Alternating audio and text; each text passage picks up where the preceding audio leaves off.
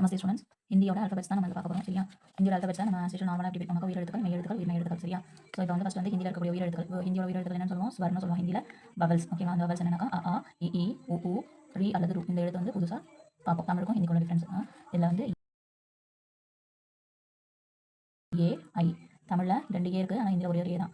ஐ as usual உள்ளது. ஓவனா. ஓவனா வந்து தமிழில் 2 இருக்கும், ஆனால் ஹிந்தியில் ஒரே ஒரு ஓவனா தான். அடுத்து அபுனா. அவ் ஆஸ் யூசுவல் உள்ளது. அடுத்து இந்த 2 எழுத்துக்களுக்கு பேர் வந்து ஹிந்தியில் விசர்கன்னு சொல்லுவோம். இதெல்லாம் வந்து நம்ம என்னன்னு சொல்கிறாங்க, தமிழில் ஆயுத எழுத்துக்கள் பார்ப்போம் இல்லையா, அக்கேனா. ஸோ அது வந்து அப்படின்னு படிக்கும். சரிங்களா? அடுத்து வந்து வியஞ்சன். வியஞ்சன் அப்படின்னா கான்சனன்ஸ் அர்த்தம். கான்சனன்ஸ்னா என்ன ஆல்ரெடி நம்ம பார்த்துருக்கோம். காஞ்சாச்சா தான். ஸோ காவில் வந்து எத்தனை டைப்ஸ் இருக்குது? கா, கசர தவறன்னு ஈஸியாக ஞாபகம் வச்சுக்கோங்க. ரா வராது. கா, ச, ட, த, ப. ஓகேவா? ஸோ இதில் பாருங்கள், இதில் வந்து இந்த கான்சனன்ஸ். இந்த கான்சனன்ஸில் நல்லா பாருங்களேன். க, ச, ட, த, ப. இந்த 5 எழுத்துக்களுக்கு என்னது 4 டைப்ஸ் ஞாபகம் வச்சுக்கோங்க. ஓகேவா? கே ஏக, கேஹெச் ஏக, ஜி ஏக, ஜிஹெச் ஏக, ஞ இது. அடுத்து ச, ஷ, ஜ, ஜ, ஞ. அடுத்து ட, ட, ட, ட, ந. இந்த ந வந்து 3 சொல்லி ந. சரியா? அடுத்து த, ட, த, த, ந.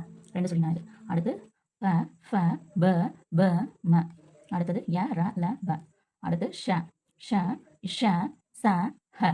சரிகம பதனி வரும் இல்லையா, அந்த ச இது. இது வந்து இந்த ஷ, இஷ. சரியா? ச, ஹ.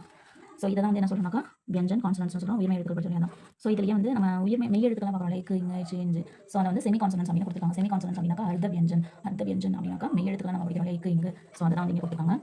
நம்ம எந்த நேரத்தில் வந்து இதை வந்து ஹாஃப் லெட்டராக யூஸ் பண்ணுறோம் அப்படிங்கிறத வந்து கொடுத்துருக்காங்க. சரியா? இக்கு, கு, கு, கு, ஞி. அடுத்து இச்சு, ச், ஜு, ஜு, இஞ்ச். இட்டு, இட்டு, இடு, இடு, இன்னு. இத்து, இத்து, இது, இது, இன்னு. இப், இஃப், பு, பு, பு சவுண்டு, இன் சவுண்டு. அடுத்து ஈ போட்டு ஏ போட்டு மேலே போய் வைக்கிறாங்க. இ, இரு, இல்லு, இவ்வு. அடுத்து இஷு, இஷு, இசு, இஹ், ஹு சவுண்டு. ஓகேவா?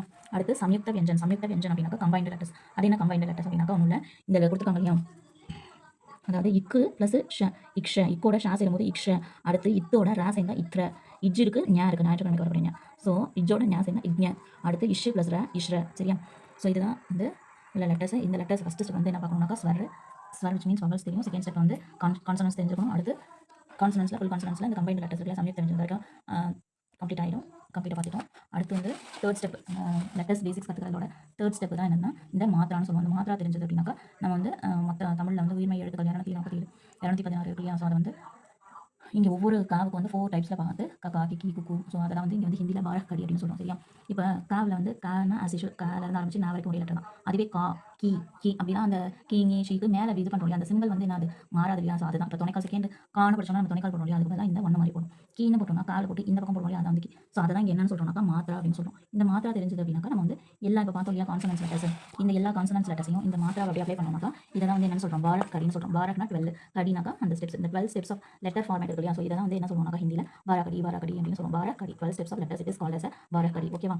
ஸோ வந்து அதை நீங்கள் ஈஸியாக ஞாபகம் வச்சுக்கிறதுக்காக ஆலேருந்து வரைக்கும் இந்த மாதிரி சார்ட் மாதிரி போட்டுட்டு ஃபஸ்ட்டு லெட்டர் ஆவுக்கு வந்து என்ன கிடையாது, எந்த மாற்றமும் கிடையாது, அசட்டு செய்ய வேண்டியதான். ஆவனாவுக்கு இந்த மாதிரி துணைக்கால் போடுவோம் தமிழில், அது மாதிரி எக்ஸ்ட்ரா ஒரு லைன் போடுறது காலையே கா. அப்போ அடுத்து வந்து இ சவுண்டுக்கு இக்கு ப்ளஸ் ஈ என்னவா மாறும், கீயா மாறும். ஸோ பிஃபோர் த லைனில் போடணும். இக்கு ப்ளஸ் ஈ என்ன கீ.